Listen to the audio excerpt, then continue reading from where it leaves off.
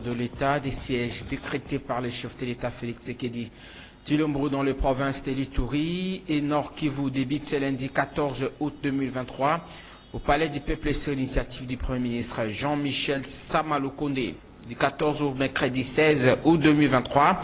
Les différents partis prennent notamment le chef des institutions, le gouvernement et la société civile. Au niveau de la société civile, poursuit ses quotidiens. Cette rencontre de 3 jours connaîtra la participation des délégués des confessions religieuses, des diverses organisations et associations reconnues, ceux de la Fédération des entreprises du Congo FEC, ainsi que les experts. Selon nos sources, le Premier ministre y invite également les responsables des institutions pour leur part les gouverneurs de province et plus particulièrement les gouverneurs militaires des 2 provinces concernées. Ces derniers font faire une analyse pour relever les forces, les faiblesses, les menaces et les opportunités de cet État des sièges. Voilà. Mesdames et messieurs, Bande Kobalandia, Radio Liberté Kinshasa et Sengopona Wambabino, Kukuta Nabino Atongwa Lelo. Nous allons également parler certainement de listes, vous le savez, partis politiques, regroupements, des plateformes qui ont été publiées par la centrale électorale Mokolo Amitano Eleki. Avec des recours qui doivent commencer aujourd'hui, 5 jours, et ils ont accordé Nabat pour saisir cours constitutionnel. Les partis qui se sont estimés ou le regroupement Bazaba victime, il y a au Balongo du Bango injustement, peuvent saisir la cour constitutionnelle pour que la cour, elle, prononce sa décision dans le 10 jours suivant l'introduction de la requête. Voilà.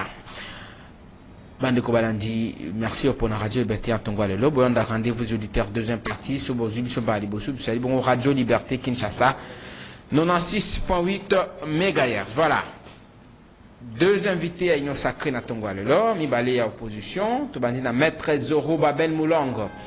Il est président national du parti politique MLCO, Mouvement pour la Libération de Conscience, membre de l'Union Sacrée, ancien opposant, hein. Maître Zoro Babel Blanc, toujours fidèle à ainsi naé, il y a Union Sacrée. Il faut d'abord corriger, je n'ai jamais été opposant. J'étais centriste, et ça vous savez, président de la Voix des centristes congolais. VCC. VCC. Comme plateforme en son temps. Donc il ne faut pas tromper le peuple. Non, non, je ne dis pas que vous étiez dans le c'était pas une opposition, mais c'était vous étiez du centre, ce que vous voulez. Bien entendu. Il était, je rappelle, Bandego, on a retiré la propos dans Azaki opposante. Azaki des centristes proche de l'opposition. Non, non. Ah, Azaki centriste. Vous vous rappelez que je disais opposition à Bondoki, pouvoir Bondoki. Je disais ça, oui. Aujourd'hui, vous êtes des Union Sacrée. Oui. Ça marche bien. Oui, trop bien. Trop bien. Mais il y a une réalisation et salami yo ndeko Tshisekedi Tshilombo sali. Na kamika kamuke ya mama yemo. Là j'ai vu moi-même, je vis. Tu as vu? Je vis. Non mais il faut être sabandeko, batika bondoki. Bailo baka vérité. Ils ont presque modernisé. C'est la modernisation. Wangata. Na kazo bota mile chasa. C'est ngaza na utamboka menaya kan kestan zile za mabe. Mabe. Le kendele lota. Et s'il a noté, mais c'est cette volonté-là que nous acclamons. Pour un peu de développement à 145 territoires. Oui, et puis, et là, comme ça va pareil pour des bateaux magiques dans Samo Isate. Mais il y a que, misale za kotambola bisika bazali, ngana zolo boto au mona na miso na chasa. Au kamati, au moni côté ya casier judiciaire. Nous avons vu de la mission, nous avons Mobimba. Au cours réduit grandeur à Congo, dans l'organisation, autant à Banzela, Maître Zoro. Dans le lobby Nzelate, dans le lobby parti nous sorti na fleuve. Ce sont des bâtiments politiques et urbanisme. Il y a l'État, tu vas partir de Baotonga. Mais dans le lobby, nous avons vu que Congolais qui n'ont quand les alaks qui s'occupent au Moussala, il faut. Ce qu'on paie $5 000, il y a signature, il y a mon ou $10 000 qu'on a sorti à présent le budget, qu'on cause le remonter. Kala. Demander à tout le monde le quoi il faut. C'est comme ça les investissements, ils ont ça la matière. On attrape tout qui me sert de salima. Kuna ba oko tonga, tongo me dit pourquoi. On a très aligné au babenga kana français abus de biens sociaux. Mais ndia ba to ki ba zo tonga na côté à port wana ba bengani ba bomi ba garage yonso. Mais voilà que c'est habité parce que on a très aligné patrimoine national. Ba ko yiko désaffecté en sans que ministre il y a l'État, ministre il y a portefeuille batté. Donc babi donc ça côté kaka banda ko ya. Ba confirmer qui est DG hein. Bolobi ba confirmer qui est DG. Oui, ba confirmer. Donc on les a babi les alliés infraction. Et je crois que ceux qui va un jour il répondra de ça parce que on atteint Ezali bien patrimoine il y a bisognos. Rai yanguanati. Banda et Salis les 3 mois, 5 mois d'ailleurs. Non, c'est pas ça la babé bisaloku mais à présent. Kobe bisaloku mokonzi. C'est comme ça que l'union sacrée, ça ne suffit pas d'être membre de l'union sacrée. Tu es l'union sacrée pour kosunga mokonzi mboka conforme article 8 de chaque nabison na programme naé. Mais quand vous voyez des autres qui viennent juste pour nous saboter, ça fait mal. Parce qu'aujourd'hui, on ça ne va pas. Non seulement Bazali Kopesa mise en concession, il y a qu'on a sans aucun offre de demande d'offre. Offre, oui, comme vous dites. Comme j'ai dit. Et même ministre. Appel d'offres, voulez-vous dire? Appel d'offres, mais la classe même ministre a bien voté. Et pour même les maisons, entrepôt, vous pouvez vous imaginer, entrepôt, en plein port, motoa n'a pas ton entrepôt, c'est grave, même gravissime. Vous ne voulez pas construire, mais vous voulez détruire. Tout va qui m'a changé avant Kabila égal après Kabila. Non, comment ça après Kabila est égal. Non, il y a un autre dénoncé. Moi je suis président, membre, il y a Union Sacrée. Mon parti est membre effectif. Il y a Union Sacrée. Et le comportement de certains membres, où ils allaient le salité dans le Congo ya Mokonzi, Tokondi Mayangote. Puisque demain, le chef aura besoin, il y a qu'à relancer le transport. Lorsqu'il aura terminé avec tout ce qu'il est en train de à mon côté, mais laisse-le bon, je vais relancer l'ONATRA. À Robandeloabi. Babomi garage. Ba désaffecté yango. Ba kamati ba matériel, ba tour mécanique, ba bloc onyos, ba boîte. Comment tu peux expliquer ça? C'est-à-dire que c'est des gens qui collaborent madame. Non, mais je crois qu'à un certain moment, qu'on dénoncer le mal permettrait au chef Yayok. Et s'il y a des gens dans son entourage qui peuvent bien entendre, parce que là c'est trop. Est-ce que vous saisir l'autorité compétente pour Nayango? Bon, je crois que si Lukusa s'entête, on finira par saisir la justice. Moi j'avais décidé de saisir le Conseil d'État dans le cadre du mouvement pour la libération des consciences. S'il y a possibilité, je vais interpeller, je vais poser. Dit, Azali Kofuta Batote. Oui, direction générale Ezali Obabengaka patronat, n'est-ce pas? Donc, directeur général à lui-même ne suffit pas, il ne peut pas faire le travail. Mais la direction générale, vous avez les directeurs de département, vous avez les directeurs, vous avez les sous-directeurs, vous avez des cadres au Bazali Kosunga, direction générale, pour salam salam madame. Ces gens sont impayés, sous 52 mois, sous 45 mois. Mais chaque fin du mois... Les bandits n'a été, il faut appeler. C'est ce que j'ai dit. Mais la charte que nous avons de l'Union Sacrée, qu'est-ce qu'il dit? Notre charte est là, vous pouvez vous la voir. Servir et non se servir. Lui, il se sert chaque fin du mois, salaire $42 000 à Sazuyaye. Avant Koutba, Abandamoussa, c'est à Mifouti. Mais mes collaborateurs sont impayés. Mais chose grave.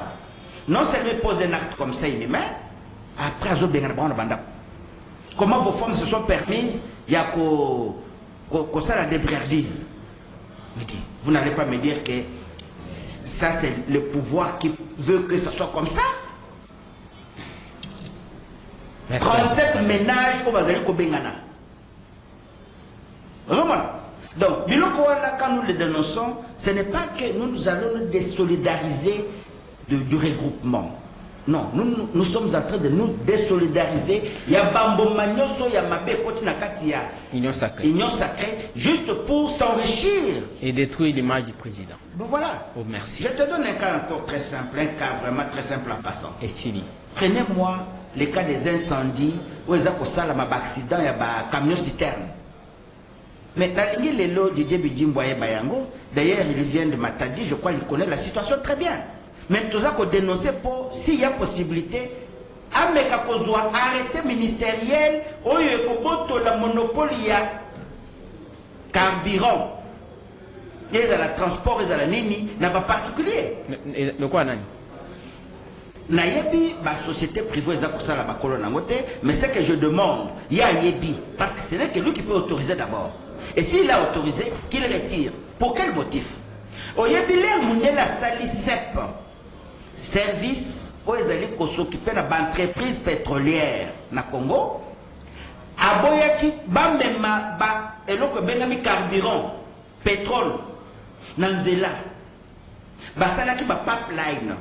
Depuis Ango jusqu'à Kinshasa, Tina Biloko Yomoni citerne na les alliés de CEP. Il y a des distributeurs, CEP Congo. Et ça, c'est vrai, mais ça doit passer par le pipeline. Mais Banda va détruire les cambia pipeline. Bakamati marchandises, nous ne pouvons pas y avoir particulier. On a cité les gars. Mais tout le monde sait que ça le côté des gâtés. Et ça, bateau bazali Colombok. Netinani. Bateau Kalako. Bateau bazalaka ko gérer. Tangate. Yo yebi kombo amot. Tu yebi les gars. Les fois exceptionnels, il y a un gros patron ya bambloko wana. Et aujourd'hui où nous parlons, regardez, il y a ce chef de l'État qui est kokunda bato na mboka ngomboni, oya ba Congo. Mbouba, oui. Il y a eu aussi le camp Mbouba. Merci, maître Zoro Babel Moulin. Je rappelle que les présidents nationaux, il y a MLCO, Mouvement pour la libération de conscience, parti actif dans l'Union sacrée. Bien entendu. Merci beaucoup. Na pesimbo tenayo, na bako débatteur, na auditeur nyonso ba Holanda biso mingi penza. Na bana lukunga, merci na bana ngale makarte jolu mbinza ubayambaki son excellence Dembo Imundela na ba motivation ebele et puis tout pesi merci na bana mimosa na invitation ba pesi biso pona samedi ezali koya pona koyamba autorité morale na biso ya essor de la République et puis ya regroupement AAEC na sepeli lelo na émission tozana partenaire officiel ya regroupement na biso. Na pesi félicitations na Didier Mbouimundela na ndenge parti pe regroupement na biso ebimi na liste définitive ya CENI na koaligner plus de 425 candidats na députation nationale na ye na micro oyo pona koyebisa ba candidat na biso nyonso de train et à marche il faut topesa mokonzi mboka second mandat na ye et puis na kombo ya ville à Kinshasa oyo nazali kokamba. Na pesi merci mingi na gouverneur à Ville Kinshasa et puis na son excellence président de la République na ndenge bazali ko ambeli ko moderniser commune na biso ya Ngalima mingi penza na avenue Mbetike o na Pandaka et puis na cimetière Kitambo ba ko kanga nzela wana na plus de 15 jours pour na ko pesa yango elongi ya sika misala ezomona na ndenge jibe pe na yembi mingi ya kolobeza te. Vous allez toujours sensibiliser la base na biso pour que biso vous allez dans respect il y a démocratie vous allez dans respect il y a constitution vous allez kolinga été na décembre 2023 oyo maponami ezala pour te changer classe politique na biso tokotika la kaka na ba revendication mais il est temps to pesa peuple pouvoir makambo nyonso oyo tomonaki ya mabe toko sanctionner batuka kana voie des élections yangwana tina mingi penta biso toye awa pona kosolola pona intérêt général ya République démocratique du Congo. Bon atteindre ça hein.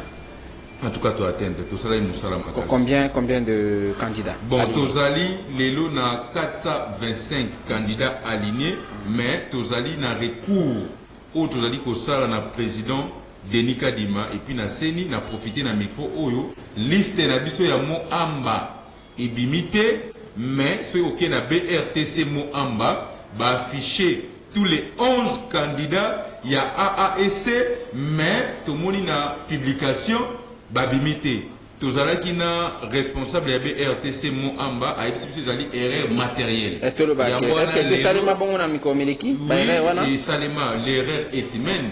Principe wana ngai je reste mutna robandango lelo. La seule personne qui a fait erreur est au choix à Machia. Voilà, AFDCA, Alliance des forces démocratiques du Congo, et allié AFDCA Bati Bukobu, je suppose, 479 essais atteints, MLC Mouvement de Libération du Congo de Jean-Pierre Bembas, 473 essais atteints, pour dur, voilà. Pour l'instant, hein. Je pense que beaucoup de formations politiques ont également adressé comme ici, Reko Nabango. Il y en a d'autres au atteindre CIT, notamment Parti travailliste à Steve Bikaï, mais ce matin, en apportant de la précision, à l'objet que Front Patriotique 2023 et atteindre CIT. Donc, les mosaïques Nabango, hein, ils vont être repêchés dans le contexte. Voilà. Alors, Papa Pasteur Serge Taboko, Mbote Nayo. Toujours affiche Pembenya, na mais au campagne. Et ça a fait le 27 août, hein. C'est ce que je vois là. Merci beaucoup. Là, il prend une autre casquette avec. Bonheur pour l'invitation. Tikana remercie d'avoir entendu. Inde Mutazo Batelabiso et Mutapesi Biso Makasi, c'est la raison pour laquelle nous allons présents. Pour celui qui Baimboka Zanga Kibiso. Bon, tozali wana et na profité pe na micro na yo sous autorisation na yo pour na kobisa na bandi ko belé misu bakanisaka ketan ou baka passer Serge Taboko, c'est un titre honorifique ndeka ekoma na mboka pasta te nous c'est une grâce, une faveur que Dieu a mis dans nous pour na kosaela ye to bandi makambanzambe mwa bomwana c'est-à-dire avant ba 2000 déjà biso to bande koteya kino na moko alelo bande fois pembe déjà bandi ko bima to sa ila kanzambe to moni pe ki singe to bundela mboka na biso alors nde yango tozali na milulu to kosenga na bandeko na bo baza bamba kanisa ki biso to zaka soki ba ennemi soki ndenge nité na église to lobela ka makambo nzambe baya le 27 août na 2000 année à partir de 8h à 12h to lobela sur les bons bergers, c'est vraiment la profondeur. D'abord, on va organiser notre plateau un peu bien élaboré pour la Colombie. On passe ici, on n'a pas assez d'état. Na église mot de transfiguration et l'ongona muumbu na nzambe pasteur Serge Taboko bakozala wana et pas na biso nzambe asali ke moi likaboya boyebi ya connaissance za la boya bokozala vraiment de suite tozali na avenue Frontière numéro 9 quartier Kauka na commune à Kalam. Référence ezali soit station médicale soit croisement des avenues Bongolo Kimwenza. Alors on a donc on ça numéro de téléphone. On a ma précision monsieur pasteur Serge Taboko, voilà.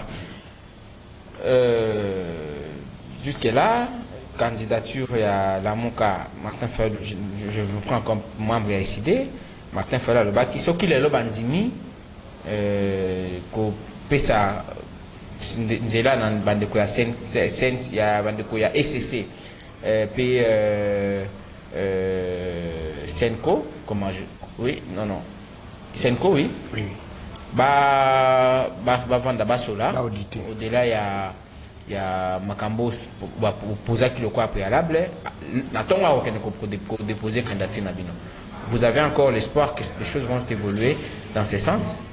Bon, question Makambo ya ko espoir a ezali teza Makambo ndenge otoji kuluba za Makambo nzambe osiko za Makambo mboka depuis tolongwa ki na ba moyen âge na ba système monarchique et ba empire ba royaume to kotaki na bazobenga période de lumière, hein, c'est-à-dire la gestion étatique, mboka za la gérer na système ya l'État, mais l'État la république ils a quand même à bateau les ba loi na ba règles établies dans l'ensemble. On avait l'espoir dans le sens que déjà délai je comprends. Oui, qui a déjà va publier qui va liste va publier et comme un recours c'est pour Nabiso c'est un non événement nous continuons aller sans le retour pour aller au dingue de connaître les traites en marche pour vers quelle direction c'est pour vers quelle direction Donc, banda tozo indépendance qui nous a moins les soko tali kutu place belge atika ki Congo tozongi ne sima donc très au sala masari eza ko avancer te soko eza ko avancer peut-être mabumu na bango na ba poche na bango mais ba congolais nyos bazo mona ke mbuku zali ko beba mikona mikona te ye mettre zo per tu dénoncer ma base ça les awa ça d'abord na kozongi la mais na répondre na mutuna na yo na lobi que biso problème zali que président Fayulu c'est quelqu'un de principe. Principe ezali que depuis ça site yokanaki que CNI ezala un organe indépendant surtout sur le plan technique azali on a pour rassurer ma partie prenante CNI ndeko kadi mazo organiser anniversaire na yete aza alors qu'on soit pas ça là et autant que ma partie prenante ndeko moni même na composition bureau société civile en particulier église majorité na opposition malheureusement boba depuis 2006 kino surtout à partir de 2011 tina moya lelo boba za na pouvoir bazo bongisa ki ba tout baza na bureau ezala ya bango plénière ezala ya bango ça dit bango de ba organiser l'élection na ndenge na bango ça dit ba baza na ba esprit local ya antiquité les gens sont incultes ils n'ont pas la culture démocratique ils pensent que pouvoir est là qu'on a ya za na monarchie au Canada donc pona ko yangunda yango de biso litoko liko telemela bango pona ko taisa ki makambo za malamu tena mokuse fichier sengeto yeba parce que fichier la kisi na no motango ya bato o bazana eloko moko ya avancer te ba avancer na nini bande ko bazata na fichier te ils n'ont pas un fichier eza bande ko sona zo biso ba kende ko luka ba carte ba bengi nini ba duplicata nyoso bazo sala kana ndengi ya lukuta ya boyibi ya makambo malamu te ba luki même motango ka duplicata ba misa kombo ezate. Est-ce que vous comprenez? Ça il ne quoi ça à Sangui ce qui fichier à 2011 et à 2018 à Sangui c'est un peu tard après par rapport au biquet espace le la rupture Massissi quoi muto va se référer à donner à 2018 pour la baki bazana fichier te problème na bango ezali ke ndeba vandi wana ba kabulu de baba kota nazo rete kutu kulutu nga soka za place parce que baza tellement ebele on se reprend na éviter soka za place alors problème c'est il y a déposé candidature bon problème ezali il y a ma pronomisa madame te ako ke no déposer te ya za a tikali correct madame pronomisa madame te mais ya za la carte pouvoir au déposer qui non ngai na lobby to yé les amis 500 postes à pouvoir n'est-ce pas et donc nous avons déjà au moins 21 000 euros à déposer. J'ai dit non. Ok, merci. On va avancer dans pour l'enrichissement personnel. Moi-même, je mets. Mais que processus est crédible. Donc, il y a des gens qui bandeko soki ki bazalaki na likamba ko banga te ndenge bandeko zira si ba disent que fichier babenga ki ba experts internationaux ba si ba auditer yango mais zali kamba total.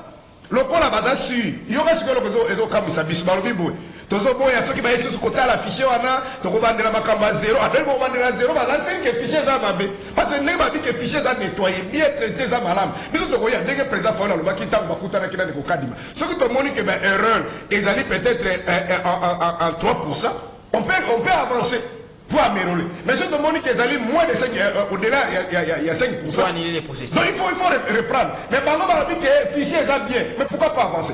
Alors pendant qu'on qui se prend pour ceux qui n'ont même pas un fichier. On les a dit que MS va couper ça au tas, parti va couper ça au tas, il y a un monde de bandits dans le soin.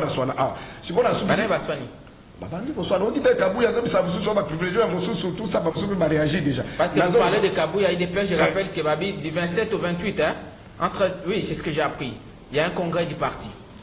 Ça sera. Il y a même balai. Bon, nasu qui sait pas limisa ndeko bonai nasu qui sait pas kulutu ngai ezali participer mawata on azo mona ye andemi kolata kazaka ya kilo ekokani na yete pour la soutenir les mal pour soutenir mensonge pour soutenir le kuta omoni soko koti na IDPS ou koti na union sacrée na boanya yo sozaki nango okomoni bungi c'est quelqu'un que j'ai beaucoup d'estime mais surtout na niveau ya pertinence en termes d'intelligence et kuluta lobi azalaka na ina position te ni na majorité azaki na kati siko azo benga bo bazo combattre le régime actuel baza bandoki c'est-à-dire yake na ngambo ya bien siko argumentaire na ye solide pona kola sakaza na ngambo ya bien ezali réhabilitation mamayo bon ngana ko kota na ba terme na effort azoro bana te mezali soni parce que eloko atangi mamayo mwana te baza na comité de gestion et lui qui mbongo watu wafuta kuna soko ke kuna salika hata 10 jours pas malade soko futi mukena ndimite ke 1 million de francs congolais muke mbongo kota kuna ça dit pas na kotia ma penti to ko bakisa ma bureau to pe bâtiment moko na pembeni ndezali na bila tikanga yo kolomba tikanga immeuble pempa neuf à l'obi et couleur notez point de choc qui n'a plus sur papier si soki ngani na zamba yele te baso bazona biso bazamba yele cependant Il y a la différence entre construire et réhabiliter. Merci. Et le que l'hôpital maman ezalaki merci, bino ko construire. Et là ba sukazo ko misabini wangata. Bongo aveni Kasai ezaka pemene a. Est-ce qu'on comprend? Oh, nous avons un système tozali nango. Oyo saka tali na losi la libre administration. Ça dit l'entité décentralisée et une autonomie de gestion. Oyo ezala ba ressources propres ba même pour réhabiliter ba venu et baby. On a eu un programme de Félix. On a présenté qui sur la budget à 40 milliards. Ce qui va réhabiliter moi à venir liboso boy net bilan positif. Merci. Moi ça misala mabete. Merci. Voilà azab sababi. Bon, nous même pas pasteur hein. Mais après de mettre ça mais pas azab c'est un pasteur. Ah, Ozanani. C'est simple. La PCP déjà prédicateur. Ah oui, avec la matière là. Conférence là on a les 27 il y a na église. Ndeko Xavier. Mboma, désespoir hein. Ah, la liste est déjà publiée, c'est fini.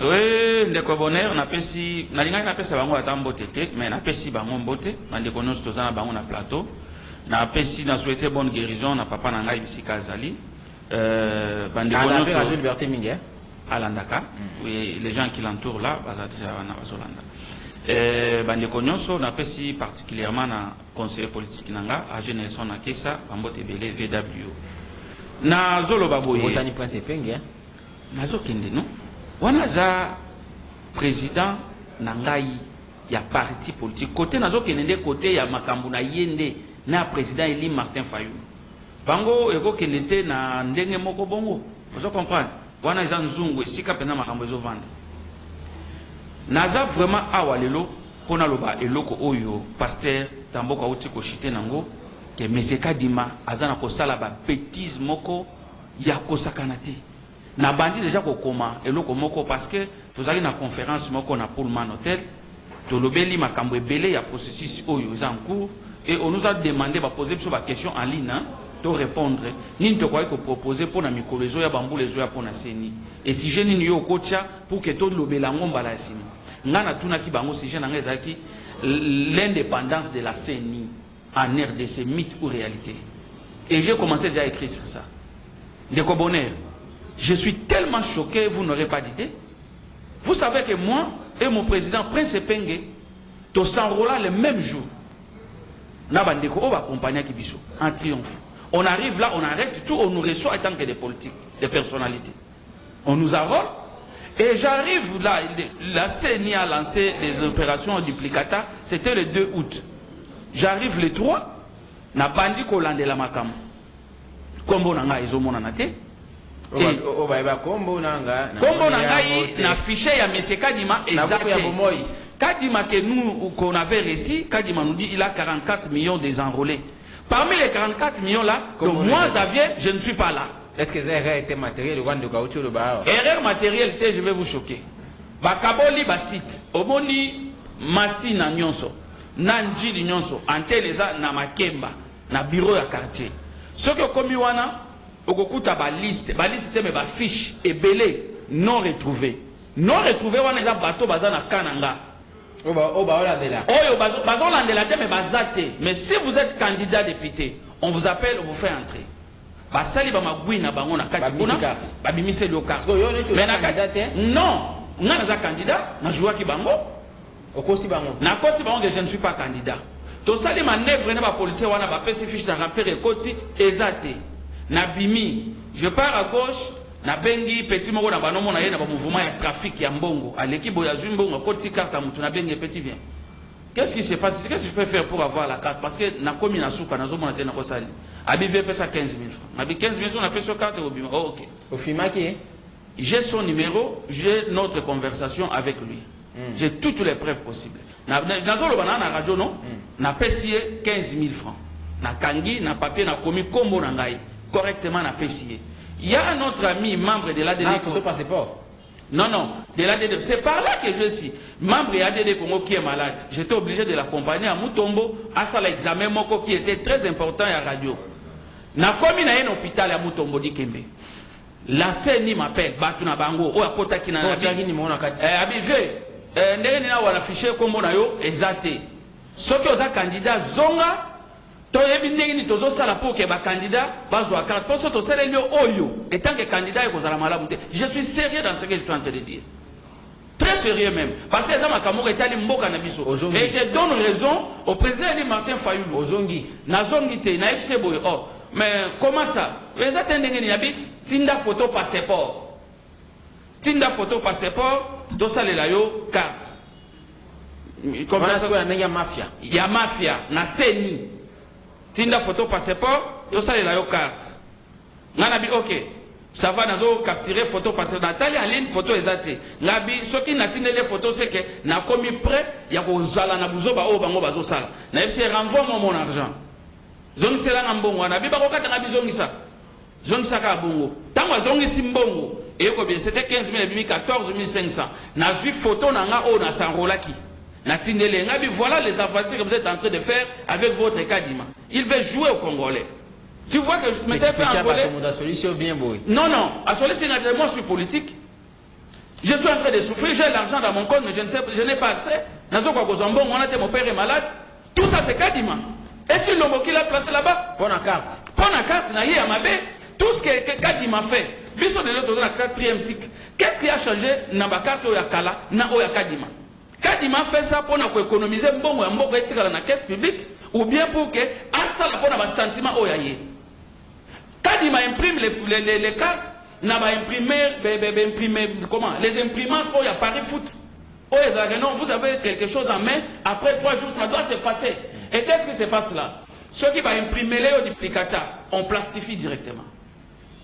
Vous comprenez? C'est avec ces gens que vous voulez nous amener aux élections. Alors, quel type des élections nous allons publier la liste? Non, non. C'est non-événement. C'est non-événement. Nous allons mettre tout en cause. Moi, je ne suis pas congolais. Moi, je ne suis pas congolais pour que je ne me retrouve pas dans la liste des électeurs. Qu'est-ce qui prouve maintenant que vous êtes là? Ou bien, qu'est-ce qui me garantit que son nom est là? Allez vite vérifier vos noms. D'accord. Alors, qu'est-ce qui va se passer? Tous allons prendre des presse à bientôt, tous allons tenir yango, n'a pas preuve au nion sur n'a numéro il y a informaticien wana, n'a petit oyo, à ça la opération pour confirmer que comme on a la carte exacte. Et nous allons étaler cela. Comme ça, tout à la suite d'Ango. Mais ça prouve clair que non, c'est niveau indépendant, c'est niveau crédible. Merci. Vous comprenez? Merci, Ndeko Xavier Mamvaka. On a le piton de la mouka. On a chité. Et c'est chité déjà. Chité dans nous. Maître Zorobabel a répliqué pour le mec. Variabilité, maman, passez tambour à l'obéang déjà. Kouloutou, Congo est chassateur.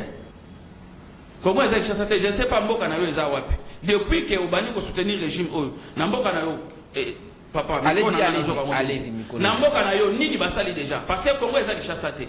Au lobby au lobaki que non, bato batika kibondoki obando akize Kabila qui était aux affaires et na bato babado opposition parce que tu n'étais pas à l'opposition. Et aujourd'hui yo za na kati ba faire. Au moni kindogité na ba détournement en cascade aux Salema. Est-ce qu'avec cette tension, de quoi ça il faut dire à l'objet que même papa n'est pas malade, carte ou Kenda qui cause un peu dans les que ça va opérer la transaction, moyens exacts, va conditionner, il y a peu de quoi politique, à bien conseiller de faire laisser piéger, à piéger les banques, qui va dénonciation à Sali, pour mes accords à niveau naté. Est-ce que makambo Kendis, Martin Fali Passanga qui est, va couper naté. Senko SCC meka kutala ba auditer fichier wana rapidement et puis ceux qui erreur est minime comme ça tout que na maponomi na kimia so bande konso ba déposer qui ba déposer rapidement va se rattraper et puis tout que na position est véritablement apaisé point de vue na yo lokola motinda ni yawe ndeko na Peso d'abord merci Minina Motuna.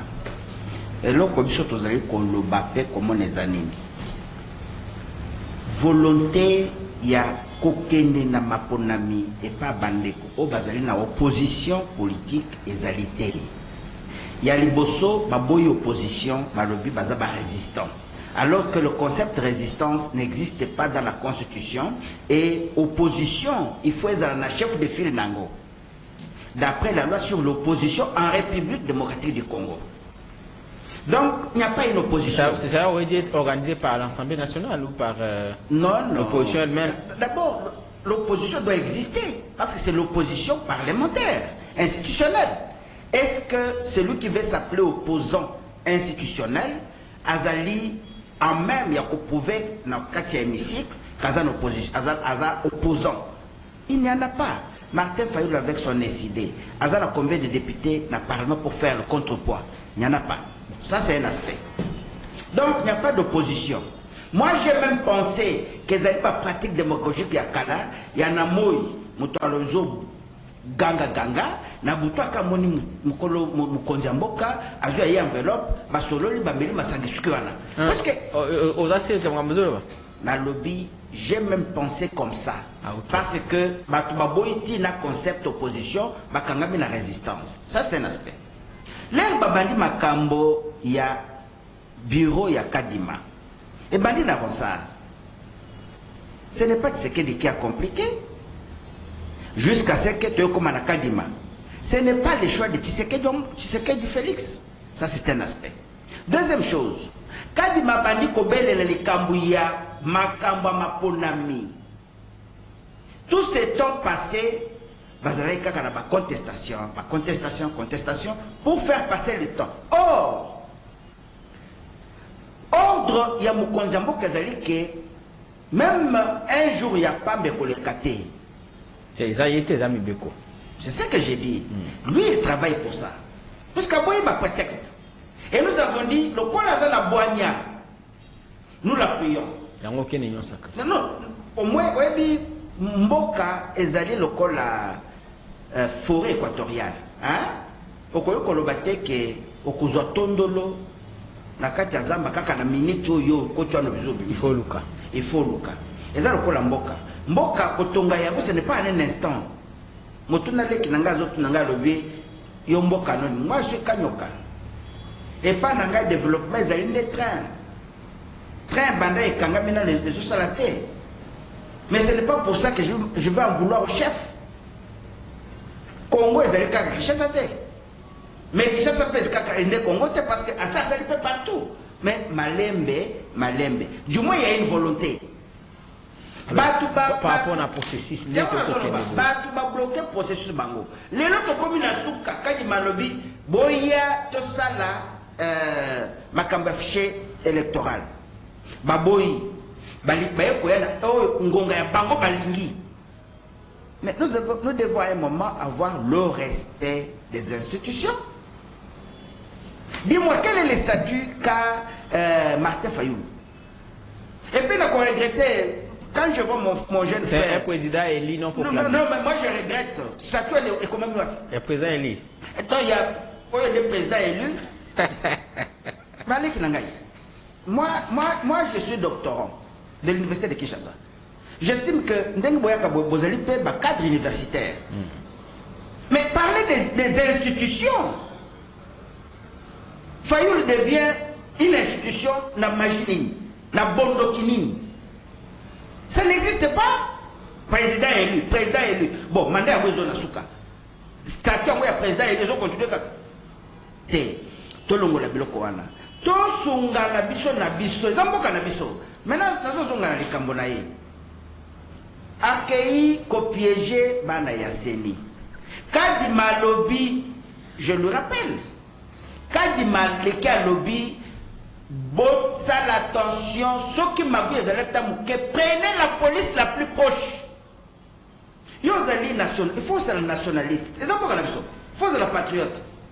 Au côté de l'eau, la police la plus proche au bout de Bengango. Au cautionné yango, au niveau de l'ango, point de presse, pour pas miner le yoka na RDC.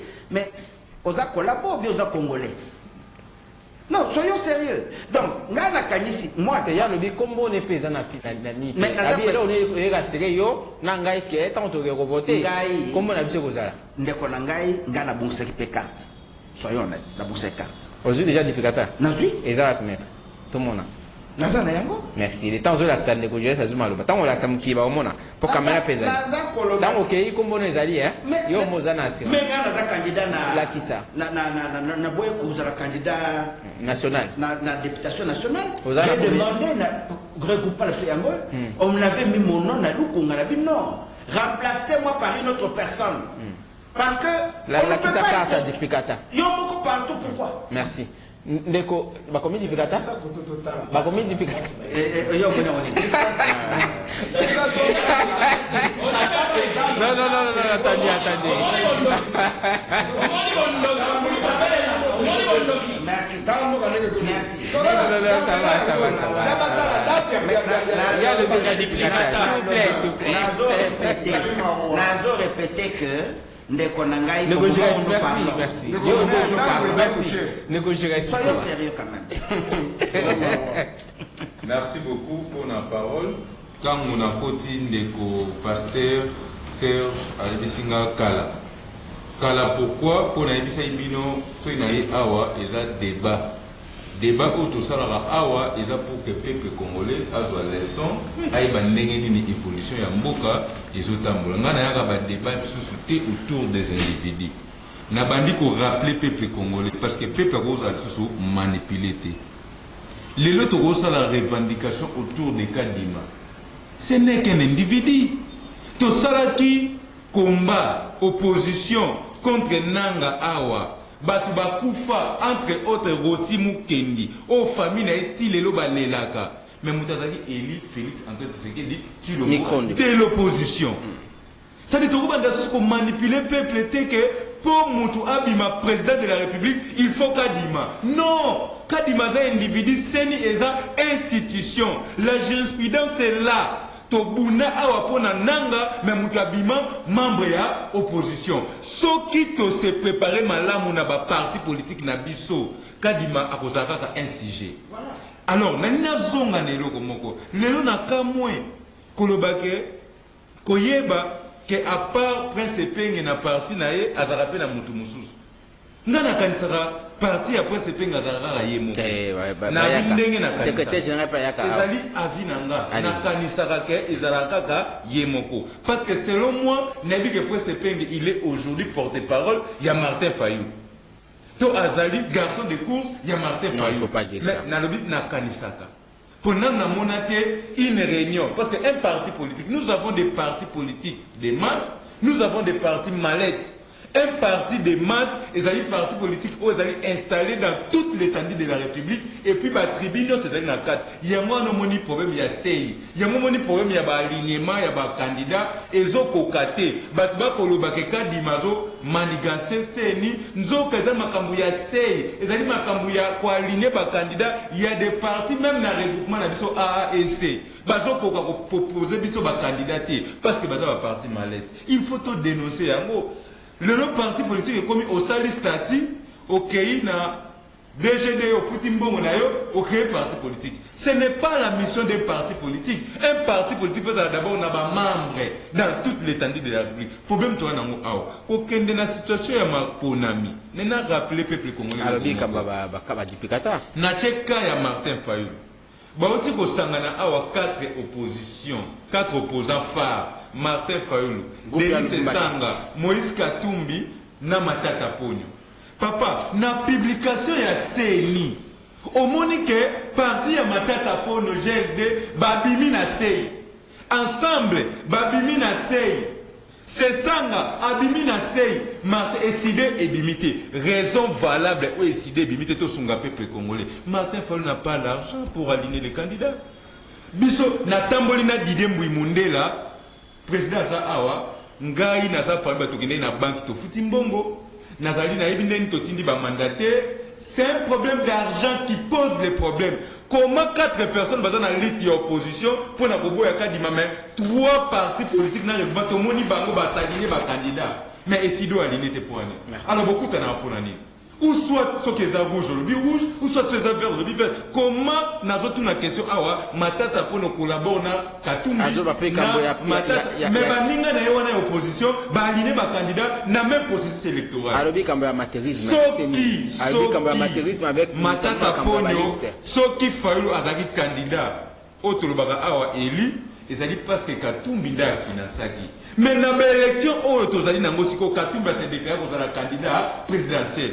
Nana ko soutenir les idées. Il faut la vérité mususu to vandi bo si ba membre na yo chaque membre a un mbongo na ye à s'aligner. Le président de Mundela a aligné ba candidat national mais ayebi si ba président baza awa pour na conseiller municipaux chaque parti politique ko s'aligner bo aligner ba nabino. Et ko ça la malamu mingi na Martin Fayulu si ba candidat na ye mbongo ya ko pesa bino bo kende ko s'aligner ezalité chaque candidat ozali na makoki futa caution na yoko na ba élection okomona manœuvre dilatoire au biso le na droit et ko salate na lina zonga na place ndeko na nga lobi tous en respect ya mboka na biso soko keina BRTC place to zoti ba carte d'électeur na biso pona ko zoki ndeko revendiquer pona duplicata ezena ba maison communale na kati ya maison communale ba service ya l'état compétent ezali entre autres années.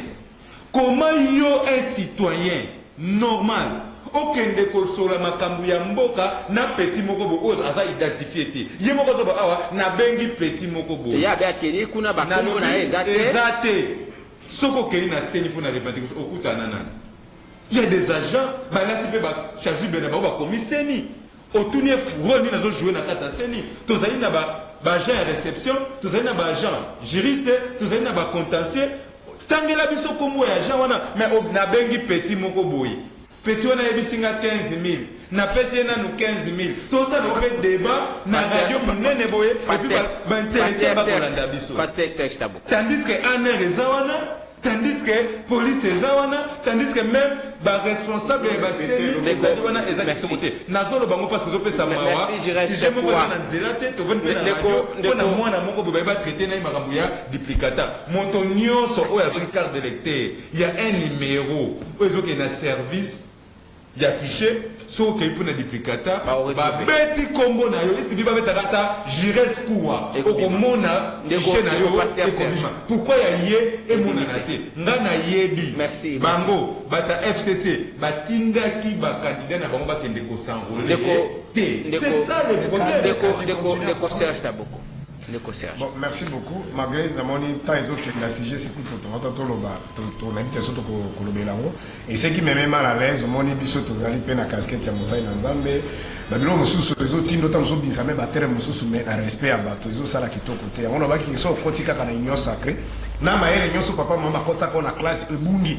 Okomi kwa kuloba makambo izangi mutuna makolo. Baptême kwa nini wana? Non, na kokota kuna te kuna respect. Na lobi par exemple dans le Coran de Korangai, j'irai sinenga uchikolo avec beaucoup de légèreté. To manipuler qui bat. Pour na yero simu ki na kufa ba on ko manipuler aussi. To bundisa ki po to bundisa nanga, to manipuler population, to tika lo manipulation. Donc yango moni aussi akufa. Et yo aussi akufa. Ko tika débat tout ya ba individu. En plus, c'est tu sais que du machine ou pas, nous irons aux élections à un certain niveau, même si nous avons des revendications.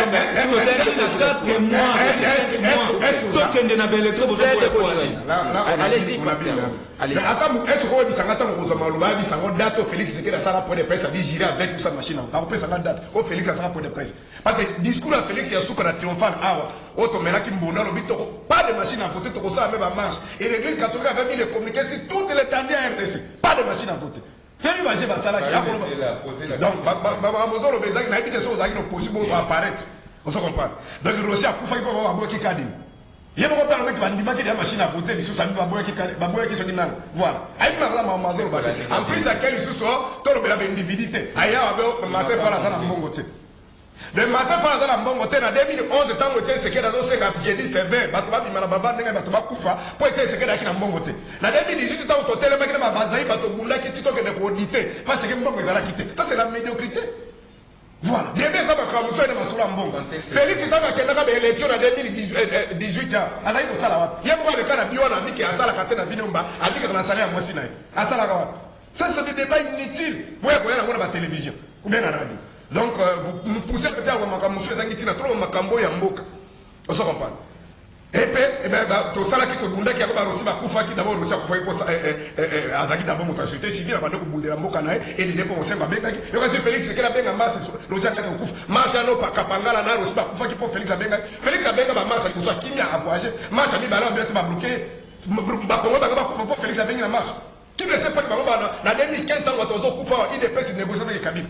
Quand on m'a basé dans la Ouléria, il dépêche, Bruno Mavoum, le secrétaire général, il dépêche. Alors, après, il dialogue avec Kabila Zamdok. Ma terme facile pour utiliser. Qui ne sait pas. Donc, il y a vraiment opportuniste. Et en plus, on vit une élection Salemaki. Messieurs, est-ce que vous avez besoin qu'on ait une dit qu'il n'y avait pas d'élection en 2018, il y avait un arrangement pour éviter le peuple de ça. Moi, j'ai participé dans la première loge. J'ai eu une élection. Et vous venez avec beaucoup de résultats comme ça va toquer opposition. Messieurs, l'article 64 de la Constitution dit ceci. Tout Congolais a le devoir. Vous comprenez? De faire échec à un individu, un groupe d'individus qui gère en violation des textes. Nous sommes dans une république. Opposition en démocratie, c'est lorsque vous gagnez, vous avez la majorité. Mais lorsque vous allez arranger les pouvoirs, les images existent. On vous continue, on vous donne le pouvoir et vous demandez que ceux qui ont été élus, choisis par la majorité, soient pour votre opposition. Donc ça, c'est la médiocrité. Bon, on m'a dit hier,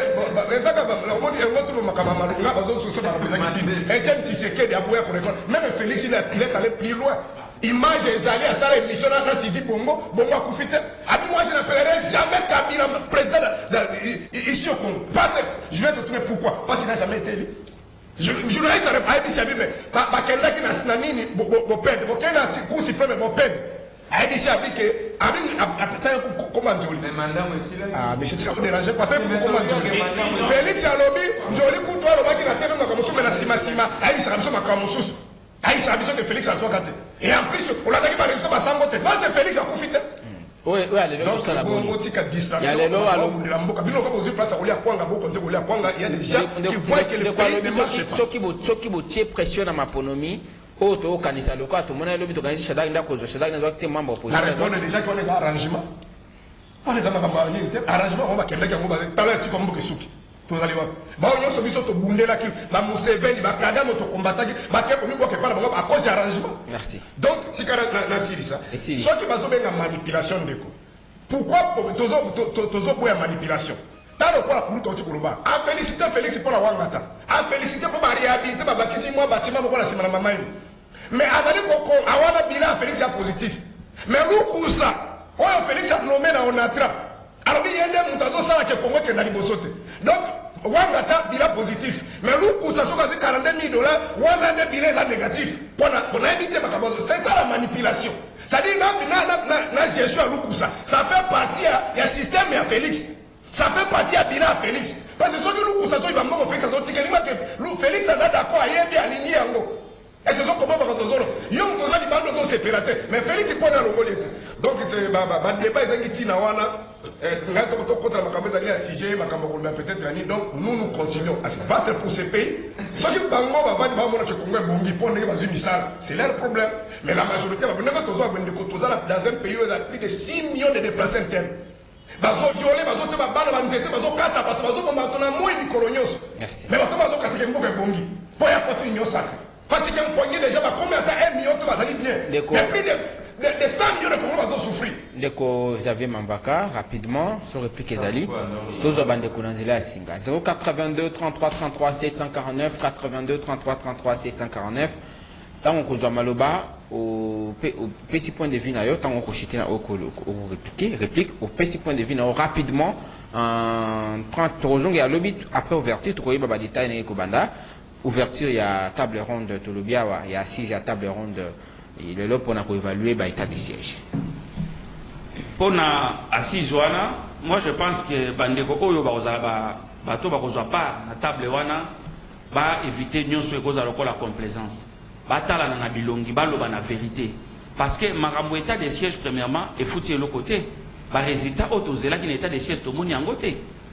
Wana ataye moko Félix aloba yango que résultat état de siège foutité et je serais peut-être choqué sur Nayoki Awa bato union sacré va défendre état de siège pendant que M23 est eu puissance kaka sous état de siège koti bazubiso ba mboka babunaka na wana nyonso ekenda sous l'état de siège alors que tango ba civil banda ko gérer mboka bato ba kufa mingi te koleka sous l'état de siège ozomona eloko wana eloko ngana kosenga na bango complaisance ezalate batala na face baloba na vérité soki bazwi option oyo kosala no ba élever yango bazwa ba mesure moko kozala plus efficace pour que continuer parce que avec les civils on a compris que ça ne marchait pas avec les civils ça ne marchait pas on a mis gestion sous l'ordre des militaires.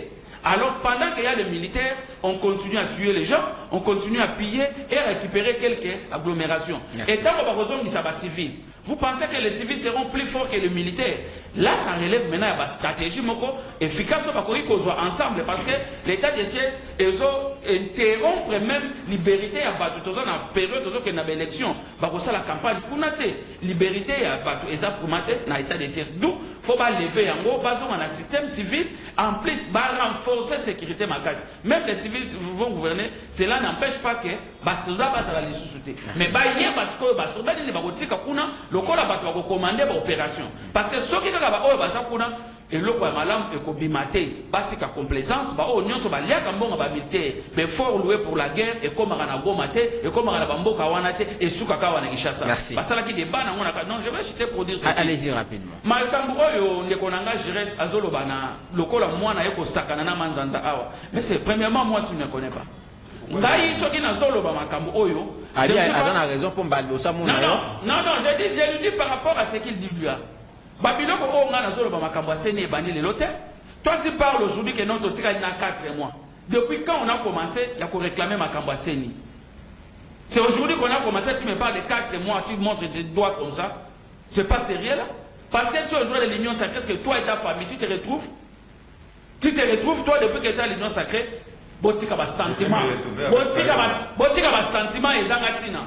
Rien ne marche dans ces pays. Nous avons intérêt de réclamer ce qui nous revient des droits. Ngai na kena sangola, na kena kuti comme on a ma liste définitive ya seni ezate. Kadi manubandi des chiffres qui n'existent même pas. Merci. Et na banani baza na kati ya liste wana. Moi je suis politique. Si tu es membre et à parti politique na bino, mais moi je suis politique, il faut faire beaucoup d'attention. Merci Ndeko Xavier Mambaka. Maître Zoro, en 30 secondes rapidement. Point de vue non par rapport à si je dis que nous allons revenir demain pour faire projection à Liboso par rapport à le lancement ça et puis de Xavier Alobi ça n'a pas produit hein, c'est les résultats escomptés. Peut-être qu'avec l'arrivée du nouveau patron de la défense nationale Jean-Pierre Bemba on espère que si les choses sont revisitées on peut espérer voir un changement. Bon, na Kanisi Jean-Pierre Bemba, ça déjà combien de mois, je ne sais pas. Les vidéos sur qu'il fallait ça là 6 mois. Non, il a dit s'il était élu président de la République. Non. On a combat intention. Bon, bref, nous avons un nouveau chef, il y a sécurité nationale. Je crois que, et puis c'est un ex-général, ou général, je ne sais pas. Qui vous parlez de qui? Laquelle AG à Aner. Ah oui, d'accord. Hein? Donc peut-être que les données vont changer. Ça, c'est le premier élément. Par rapport à un état de siège. Mais je ne l'appuie pas. Je n'appuie pas l'état de siège parce qu'il a ma faiblesse mingi. L'état de siège, normalement, ça à 15 jours de solution ou 1 mois. Mais ça n'a pas produit. Ça n'a pas produit. Maintenant, qu'est-ce que nous disons? Moi, personnellement, je pense que Dengue Basangani, et qu'on a la photo lever option sur l'aspect, il y a déclaration de guerre. Et moi, je propose, comme nous n'avons pas les tableaux devant nous, il y a Makambia Est, Moni, situation Est, totalement bien, et ça sectoriel, et ça généralisé. M23 ne peut pas avancer, ça vraiment cantonné. C'est comme ça qu'on est arrivé à organiser l'IVM GS francophonie en toute quiétude. Alors moi, je pense que si ça persistait, on pouvait déclarer la guerre. Oui, peut-être un chef ici pour réfléchir à la décision. Merci. La déclaration de guerre. Merci, maître Zoro Baben Moulanga Melko. Point de vue rapidement par rapport au déroulement assise au Kobandalelo. Natangi communiqué officiel, partie prenante Bazawana, Ndenge Bandekono Sobalobi, biso tozoluka intérêt de la République. Soki état de siège et qu'on continue pour l'intérêt général il y a Kimyakuna, moi je soutiens. Ce qui va pour que les civils soient responsabilité à républicain, touti komona marche il y a ba militaire et salamai awa de santé. Aujourd'hui, démonstration des forces. Voilà, aujourd'hui, les FARDC est bien organisé, est bien outillé et la stratégie au bas remonter. Nous ne pouvons pas faire les débats ici. Il y a la stratégie militaire. Ce qui est important, la stratégie militaire, c'est qui est armé de le ballon awati. Mais moi, je pense que dans le laps de temps, le chef de l'État a bien organisé l'armée. Et je pense que Namiko Legoya, résultat est positif pour l'intérêt général. Merci beaucoup, Ndeko. Je reste quoi? Pasteur Serge Taboko. Bon, merci beaucoup. C'est une fois de plus une autre distraction. Premièrement, pour la francophonie, il y a mis les alliés pour distraire les Congolais. Il y a mis ça les alliés pour distraire les Congolais. Il y a mis les alliés mbongo kubima. Pour biba to so ba kuta bipai na bipai, kolia na bango restauration, ba déplacement nyonso mbongo kubima. Au Congo ils ont besoin mbongo. Et donc il y a mis ne avana sukisa. Subasima moko ezalité. Na makambo na poso na kolinga bolongo l'état de siège. Il faut que ça soit bien l'Assemblée provinciale, bien le chef coutumier. Ça l'évaluation. Ça l'évaluation. Est-ce que vraiment vous trouvez ça c'est suivi? Mais il y a l'article 85 de la Constitution, 144, 145 et 116 de la Constitution pour encadrer ma camarade. Il y a ça il y a une pour état de chaise ici. Or, état de chaise, c'est une mesure ou état de chaise, c'est une mesure transitoire. Je suis devant le juriste, mais le corps a continué à sacrer, nos soignants soit les limouilles. Et ça juste une mesure transitoire. On va dire que ça, l'administration va passer dans ma boîte armée pour que la mesure efficace pour régler un problème. Mais pour la bango, état de chaise, c'est qui simbon. On a même un de ça qui a dit budget matin état de chaise. N'est-ce pas le nombre de bateaux pour faire la période des arrêts, il y a l'administration civile et l'équipe. Et le Kwasuka, t'as le nom comme Macambosoni de Kwazolo. Armée, mon nègre, armée, Tambouraki. Est-ce que ma combat a besoin de la photo armée? Armée, ma casse armée, ça l'idée de tout les aussi. Puis on a besoin comme ça, besoin qu'armée comme ma casse dans la plateau de télévision. Allô, bonjour. Oui, allô. Rapidement, toujours. Allez-y. Au moment où les voisins y en a, sur 900 quelques partis politiques, ceux qui ont décidé n'a fait quelques variétés. Et vous avez événement malheureusement. Merci. Allô, bonjour. Allô, bonjour. Rapidement, toujours, papa. Allez-y. La vérité de la situation de plusieurs actifs, passer et chefs de vote. On a mis l'élection, ça a décidé sans marquer pour une élection qui est là. Donc, allô, bonjour. Avec l'élection sans SID, sans Martin Fayulu, les blagues, les élections. Allô? Allô? Toujours de rapidement. Les causes en direct de la Radio Liberté. Bonjour. Bonjour, papa. Monsieur Espoir, c'est nous à partir de l'élection sur la méthode de l'Union européenne. La zone bana oyo ya soki mbui ayo président ya parti politique na yo na prince tenge toyebili osaka kosala bacomparaison oyo ezangi nsima te na te. Allô? Allô? Les causes en direct dans Radio Liberté. Allô, bonjour. Bonjour, papa, toujours au Caillou. Allô, bonjour. Allô? Saturation réseau, 500. Allô, bonjour. Oui, allô, bonjour. Toujours quoi, papa? Biso tozali otawa tolobi soki Martin Fayulu akeite tokotika ye atala makambo ya ntina na ye atuka pamoja pote Congolais nyonso kokende te ye komsa bimisa bato na ye akobimisa wana oyo eza baplante basankina tosala bato. Allô, bonjour. Allô, bonjour, Ndeko Bonheur. Toujours encore rapidement, allez-y. Maintenant, le baboué, pour Ndeko Zoro Babel, aïe, bakitile na bango, bandeko bateke na bayaka na kwa mutu, na kasai na katana bubumai moto rapide, bongo ya bayaka pourquoi vous croyez bubumango rapide, c'est tribaliste, déjà tout est dit. Je suis désolé de vous raccrocher. Allô, bonjour. Allô? Ndeko toujours encore rapidement. La petite moto na pinata moto na feta buguna na nyingi na mbata. Aliyo na kwa ndio sasa bomoni kala baiba nani ngira konga akataka ngoma na jiba ko akataka. Ndio kitu na bango kwa doka na bilo na bango to kwa bango. Oui, pardon. Allez-y. Allez-y. J'ai dit ça de Serge Kabogo, politique il y a un rapport de force. Politique il y a un rapport de force. Bango a une institution et non que 2 ou 3 députés décidés. Na terrain, ils sont incapables de mobiliser. Parce qu'il y a qui boycottent, mais vous avez vu comment les gens se sont enrôlés et comment les gens ont déposé le. Allô, bonjour. Allô? Allô? Wow. Alors, nous nous arrêtons là pour aujourd'hui. Allô? Allô? Bonjour. Ndeko Tozokayo. Oui. Papa Ndeko Martine, Joseph Sabino, où est la réalité sur le terrain. Élection à ça, le président élit, il est comme on veut faire la matière. Je vous demande à la KO. Vous allez pleurer. Allons-y.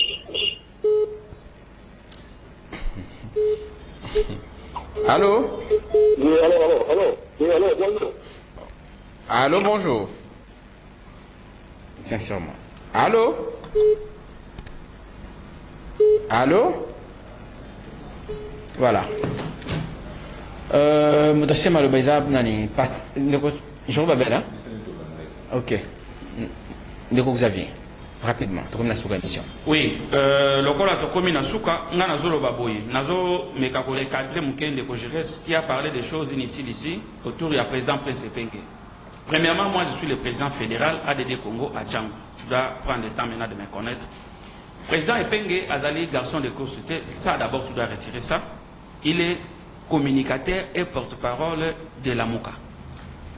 Faut retenir ça. ADD Congo, Ezali parti, à mon neza parti, il est salé na Prince Epenge, il a fait cher l'honorable Chaloupa. Vous voyez bien? Akoufa. Yende Mundele, ok, c'est quoi bien. Donc, on a déjà, Yomoko Loko le reconnaître en gros, tu dois essayer de comprendre les choses comme il faut des tambola. Et non, tu dois venir ici parler des choses que tu ne maîtrises pas. Là où était décidé avant, sur l'enseignement numéro 111. D'accord? Ok. Vous parlez des élections. Au lobby Awa, Biso, au Moni Baliste, au Tangi, Baliste retenu, il y a des partis que tu venais de citer, en vol et autres. Au lobby, il y a décidé exact. Décidé à Keneloko, la plateforme et la Mouka. Bakena Mouteyo, comment on a liste n'a pas retenu pourquoi? Vous pensez que nous, on n'a pas les candidats? Le président Eli a rappelé à votre journaliste Jean-Marc Samba. Il lui a dit, quand Félix est allé comme président, même avant, il n'avait même pas 10% de ce qu'il a comme avoir. Vous comprenez? Donc, question Yambongo, et la question trop bête si vous parlez ça ici, parce que les élections, elles allaient financer dans mon côté. Et en plus de ça, c'est que vous parlez de Katumbi. Katumbi lui-même avait éclairé les gens qui n'ont jamais été financés. Il y a l'élection, il y a 2018, n'a pas représenté Eli Martin Fayou. Et aujourd'hui, ce n'est pas les moyens qui nous manquent. Processus est à ma paix. C'est pour ça que les légitimer qui n'était même pas élu en 2018 a eu pouvoir par compromis et à tout prix à se laver à son mandat et à Sika. Oh, Bino vous accompagner à ce élément. Merci Ndeko. Pasteur Serge. Sincèrement, on a regretté les lois de débat, ils allaient dans ma bakamoussou, ils ont dit, na CG, c'est un lobela. Bon, peut-être prochainement, tu vas ça. On a rappelé dans le Konanga, dans ma plateau, nous sommes la Mouka Yemoko a presque 12 partis politiques. Alors, tant que vous avez 900 partis politiques, Kabila a presque 600. Félix Katangaya, on a tant que a bâti plus que 300 et quelques. C'est bon, 300, nous avons bâti les amis qui ont battu des pèses, nous avons sali parti, naïe, battu ma continuer, yopé sala, yopé sala, tout ça va partir, on s'en tata, maman, les moussouga, moi, les moussouga, petit à 40, bon, on comme on a eu, on va opérer ça de combien on va parti politique. Donc, tant que vous avez parti, on va prendre 900, on a des amis qui il y a Clément, on a répondre, il n'y a pas de parti politique. Ce qu'on dit, il Ibumba, c'est Ibumba qui m'assine. Ce qu'on commet pour soutenir le régime Maël Kimi, on dit qu'on a dit, vous pesez sur ce rapport de force. Vous avez une population à boire pour s'arroler, à s'arroler.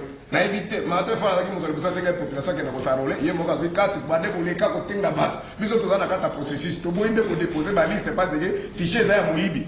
Donc makamba ko bezali belé moi to be makambo so so les alités tous ali na kati ya combat tous ala besoin de kai na pona mara biso donc kata basa la fichier à biso mais fichier ba to de je quoi ndenge na 2006 na 2011 na 2018 to lokelo kwa sikati to lokande loko to sala ki ba élection passée félicitations de je m'excuse 2 secondes ou 3 ba carte duplicata au bazar au pesa bato oyo nano bazui yango te bakende ko réclamer ba carte na bango bakende na basala seni parce que tozo révéler bango ke bato belé na ba liste bazate basala ba carte ya pamba na boko na fichier ya kaki na wana bakombo na bango ezali tinde yo message awa alobike na munga fula pose wa carte il faut zala na 5000 15 000 ou de 10 000 atina image za so lingi na tiele po yo linga président pour la yé duplicata le kutate donc bazo le na babiki zigida tiki ngasa ni transfert comme 3000 Zigida quartier 1500. Bilan positif.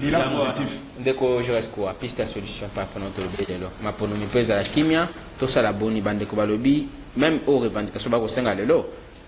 Lubibi ide pesa senga kiango. J'ai dit serveur ndeko Serge Alobia. Na 2011 fait Etienne Tshisekedi d'abord élection. Martin Fayulu azaki candidat député national 2006 pardon. Martin Fayulu azaki candidat député. C'est-à-dire à respecter Guinaï, mon ordre, papa Etienne Tshisekedi. Alors, pour dire quoi? Pour dire que Martin Fayulu soka boy élection, na sengi, makamba élection, ici des balles de la mode susté. Na opposition, tozali na ensemble, na opposition, tozali na envol, na opposition, tozali na GLD. Bati que la biso bateau tolingi processus électoral et il y a pour changer classe politique na biso. Ba irrégularité nyoso ba koloba awa mboke kotambola mabe. Ba pesa biso chance, biso bateau toza ba candidat na ba élection oyo to voter ba loi ma. On a déjà la pouvoir, on a déjà la majorité des photos mais mboka na biso liboso. Soto lobi vérité awa.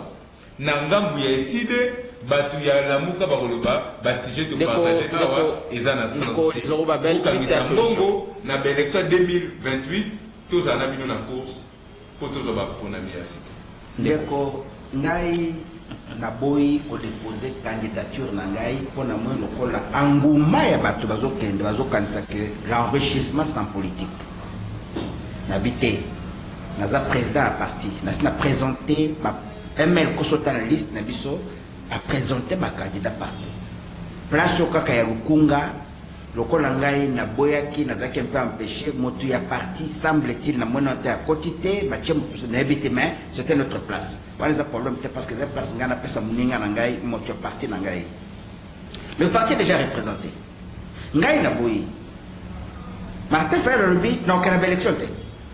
Alobi bongote. S'il vous plaît. Apokene na élection oyo ya malamu soki na kozoba ya monde je ne peux pas vous laisser le temps parce que tu vas pas naire.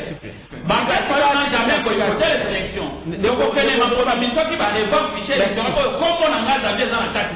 Ça veut dire que na lingi batu ba comprendre le komoko. Le pays n'est pas conditionné par la vie d'un individu.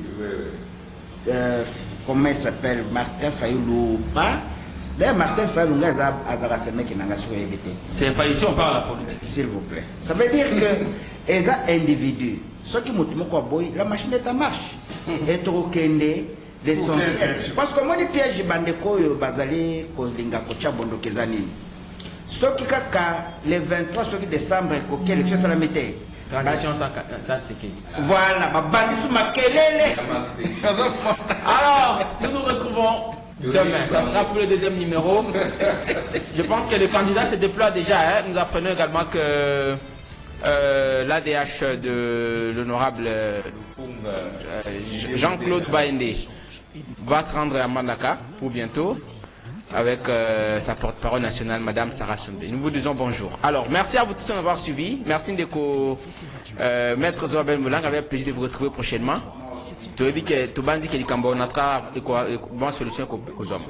Merci de je reste quoi. Il y a essor de la République.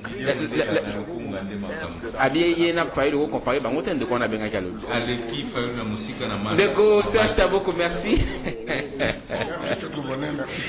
Avec plaisir. Les désormais fervent union sacrée. Ndeko Xavier Pambaka, merci.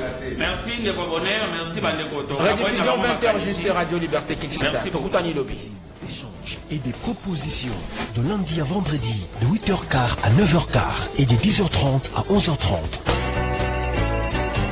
Contactez votre radio au 082 33 33 749. Allô? Allô, bonjour. Bonjour. Au Bengi Bissou, comme on a dit. Ah, la pays depuis c'est les Mao.